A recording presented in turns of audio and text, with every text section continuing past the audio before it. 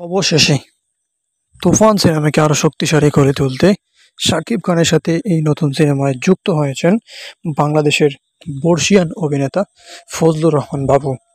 আমরা সকলেই জানি যে শাকিবের কেরিয়ারে কিংবা ফজলুর রহমান বাবুর কেরিয়ারে এখন পর্যন্ত তাদের দুজনকে একসাথে পর্দায় দেখা যায়নি। তবে তুফান সিনেমার মধ্য দিয়ে রায়হান রাফি তাদের দুইজনকে প্রথমবারের মতো একত্র করতে চলেছেন। আজকে সেটা প্রকাশ পেয়েছে সোশ্যাল মিডিয়াতে। বাবু অভিনয় করতে চলেছেন শাকিব খানের তুফান সিনেমাতে। তবে নিঃসন্দেহে বলা যায় যে এই জুটি নতুন কিছু সৃষ্টি করবে, যেহেতু রাফির পরিচালনায় তুফান সিনেমাটি বিগ বাজেটের।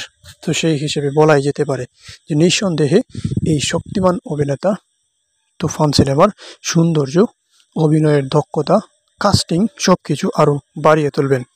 দিন শেষে সকল সাকিবিয়ানরা অপেক্ষা করছে তুফান সিনেমায় সাকিব, বাবু, মিমি এবং নাবিলা সহ সবার সুন্দর শক্তিশালী একটা সিনেমা দেখতে।